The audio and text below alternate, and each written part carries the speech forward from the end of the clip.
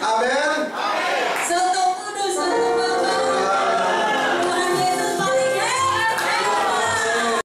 Saya nggak ada lawan. Iya. Tarik bang. Tarik bang. Lagi. Ajaib bang, ajaib, ajaib. Ya.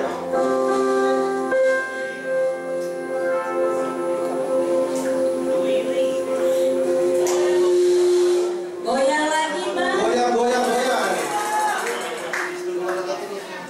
Haleluya. Goyang lagi. Sudah siap bergoyang lagi? Yes. Ada yang duduk tuh, ayo bangkit lagi dong. Haleluya. Yang sudah berikan kemuliaan bangkit lagi. Haleluya. Yes, Tuhan.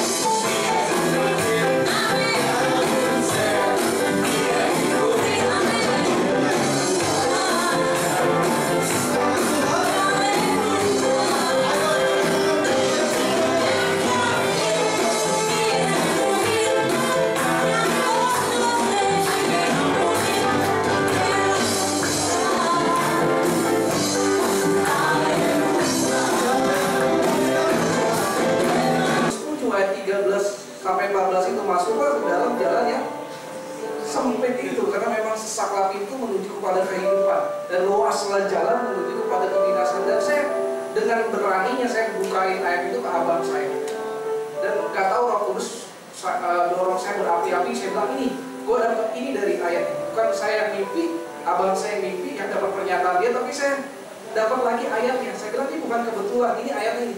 Oh, dia marah sekali, udah kayak mata merah, udah bangun tidur rambut acak-acakan.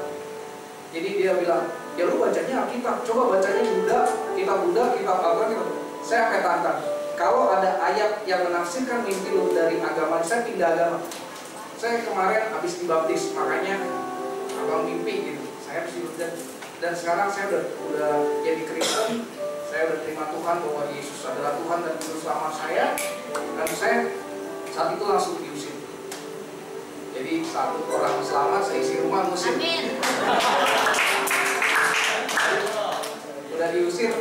balik lagi ya, teleponnya orang Kristen. Tapi sorry nih, orang Kristen, sorry bro, cuma bisa bantu. Sorry bro, bisa doain ya. Saya harap sih, saya lihat muka-muka di sini nggak begitu tadi. Kalau ada yang diusir, pasti melayani. Kalau enggak, kasih saya. Kalau ada yang diusir, kasih saya hari ini. Kenapa? Pada saat itu akhirnya setelah saya keliling ada orang yang nambung saya, kasih saya pekerjaan, kasih saya tempat tinggal, dan puji Tuhan saya ketolong. Tapi nggak lama, saya balik lagi, saya berpikir jalan sempit itu maksudnya apa ya? Sesak itu apa ya? Kenapa jalan Tuhan itu sempit dan sesak? Saya dapat rema, saya tanya Kakak Ronis, oh iya karena jalan ngikut Tuhan itu gak enak, gak nyaman, kamu gini dikucilin, kamu gini hidup susah, hidup tukis segala macam. Dan bener Bapak Ibu, hidup saya sengsara, susah. Sampai saya, orang yang nolong saya saat itu cuma kuat setahun, habis itu saya terlantar, saya harus kos, nggak bisa bayar kos, nggak bisa buat hidup, pekerjaan juga susah. Saya cuma lulusan SMA, nggak punya sekalian apa-apa, hanya bisa jadi kurir. Ya paling berapa itu juga susah. Zaman saya dulu cari kerja, apa yang mama saya bilang dulu sih jadi Kristen, makanya hidup terkutuk. Dan balik lagi ke rumah gua, rumah mama, di sini makan ada, tempat tinggal ada, nggak usah pusing, kerjaan gampang. Tapi saya nggak mau. Saya pada saat itu sembah Tuhan, nyanyi, Tuhan Kau yang berjanji tidak akan mempermalukan anakmu. Amin. Dan saya dapat pertolongan, tiba-tiba ada orang telepon, bro di mana? Sini, kok dia kasih berkat, kasih pekerjaan segala macam, dan banyak. Dari 2000 dan saya tinggal lompat. Ketika saya melompat, tiba-tiba gorden di depan terbuka dan saya melihat Tuhan Yesus tersenyum.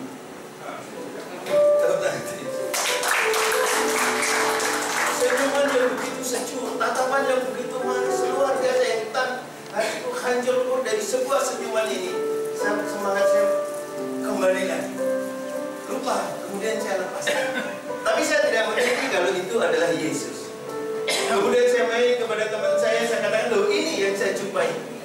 Tidak mungkin kamu dijumpai saya, karena saya tahu di dalam mobilmu itu selalu ada sajadah, ada tasbih. Di mana waktunya sembahyang kau sembahyang. Tidak mungkin kamu dijumpai. Ini yang menjumpai saya. Siapa dia? Yesus yang kami sembah. Mulai dari itu setelah saya mengerti, kemudian saya cari CD, kemudian saya pelotot di dalam satu minggu saya tinggalkan aktivitas saya lihat. Mulai dari dilahirkan dan sampai dengan disalibkan. Saudara, ketika kita mengikut Yesus, ikutlah dengan sungguh-sungguh. Saya belajar dari sini. Yang paling sulit selama hampir 3 tahun saya mengakui Yesus sebagai Tuhan dan Juru Selamat sulit. Hati saya selalu bertentangan, di mana mengubah Nabi menjadi Tuhan. Nah, jika kita mengaku dengan mulut kita bahwa Yesus adalah Tuhan dan percaya dalam hati kita bahwa Allah telah membangkitkan Dia di antara orang mati, maka diselamatkan dengan hati orang yang percaya. Ini saya imani terus. Dan akulah jalan kebenaran dan hidup, tanpa melalui aku tidak akan sampai kepada Bapa di surga.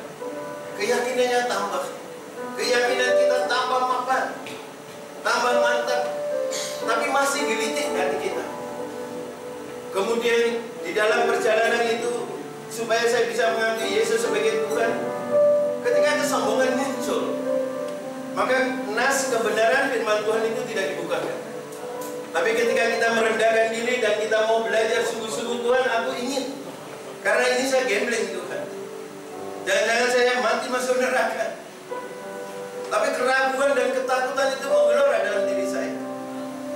Bahkan beberapa saat ketika saya mimpi ada sakit, ya ada mimpi buruk gitu, itu ayat-ayat suci Al-Quran itu masih keluar dalam diri saya. Sampai istri saya, loh, kok kamu ngaji, kamu sudah jadi tapi itulah, karena sudah meresap dalam diri kita mulai dari kecil, ya dalam tasbih dan sebagainya. Maka kalau menginjilin orang Kristen, orang Islam sederhana. Maka ketika kita dilahirkan, maka diadani. Maka yang bisa mematahkan dia adalah dengan kuasa darah Kristus. Maka ketika kita menginjilin mereka, selubung yang menutup. Mari saudara.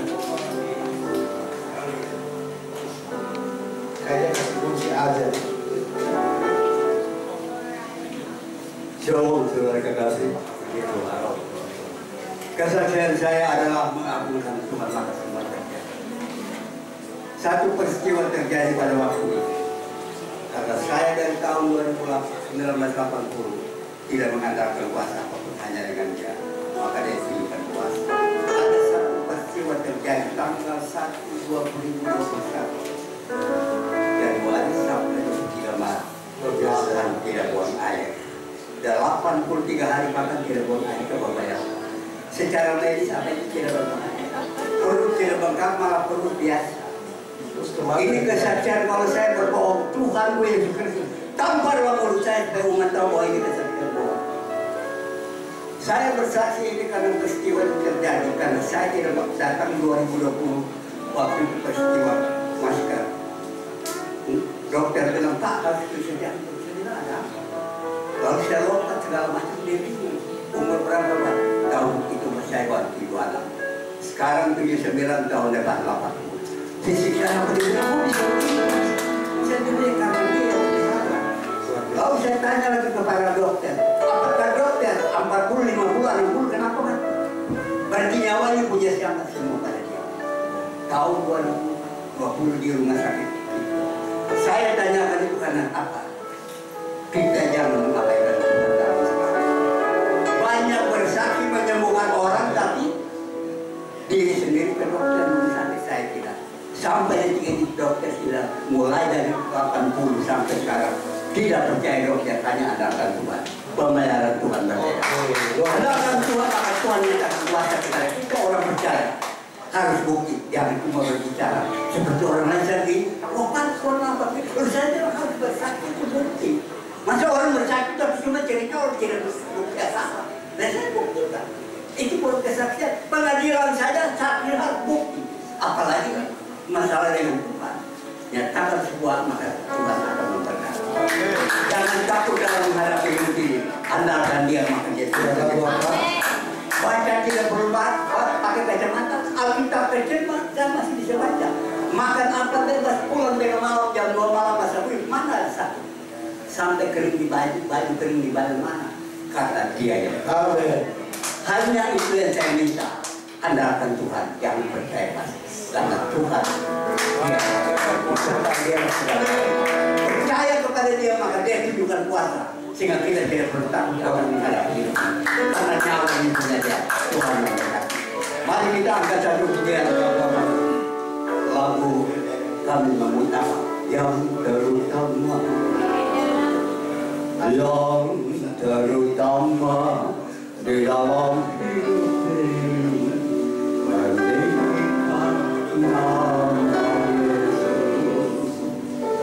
Yang terutama di dalam hidup ini, memuliakan nama-Nya.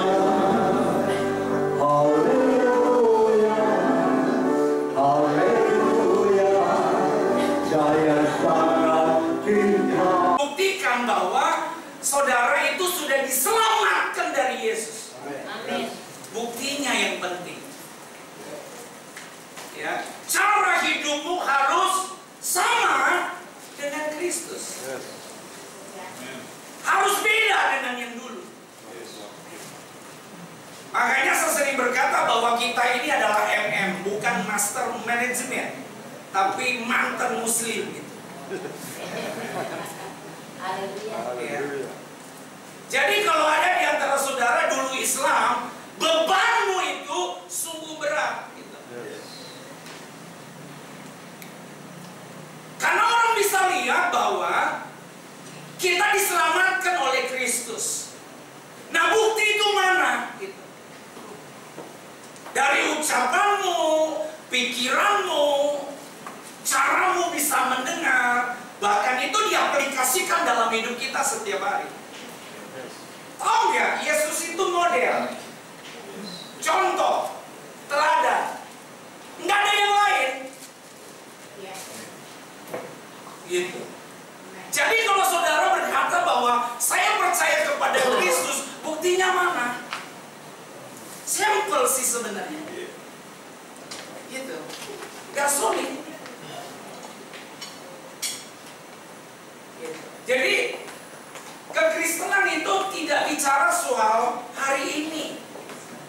atau sekarang, tapi akhir. Ada satu ayat, saudara, yang kita semuanya harus ngerti dan tahu sama-sama. Di dalam Ibrani pasal 9, ayat yang ke-27. Coba kita lihat sama-sama.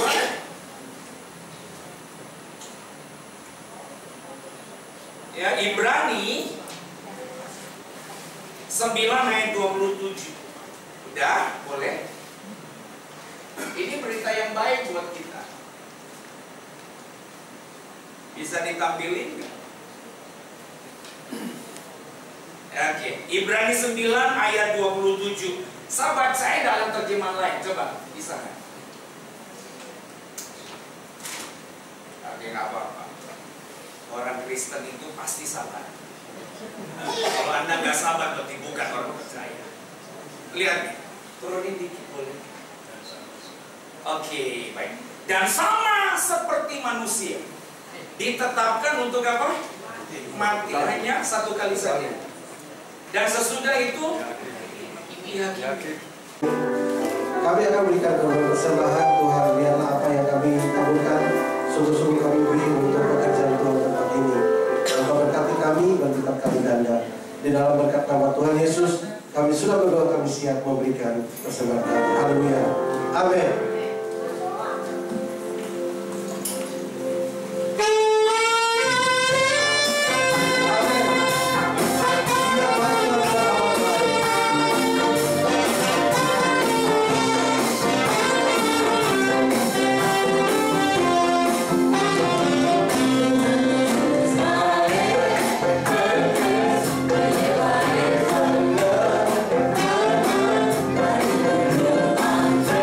Saya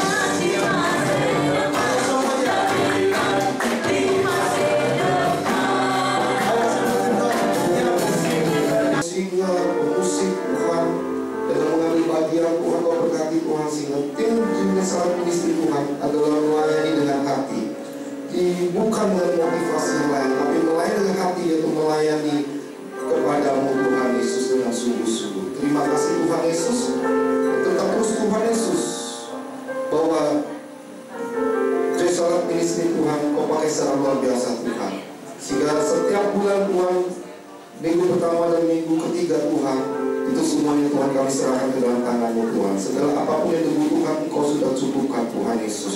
Terima kasih Tuhan, juga sebentar lagi kami akan berpisah satu sama lain Tuhan. Kiranya tibakan kami di rumah kami masing-masing Tuhan. Selamat, tanpa kekurangan satu apapun, kendaraan apapun yang kami pakai Tuhan, Kau sertai, Kau lindungi Tuhan. Sehingga sampai di rumah kami Tuhan Yesus, tidak kekurangan satu apapun Tuhan. Dan sebelum kami berpisah satu sama lain Tuhan Yesus meninggalkan tempat ini, kami rindu menerima berkat yang datang daripada-Mu Tuhan melalui hamba. Bapak, sebelum kami mengakhiri, kami juga teringat dari rekan kami singer yang bernama Ibu Nina dan suami yang tadi menuju tempat ini mengalami kecelakaan. Tuhan, kami berdoa bersama-sama umat-Mu di tempat ini Tuhan Yesus. Lawatan-Mu terjadi kepada Pak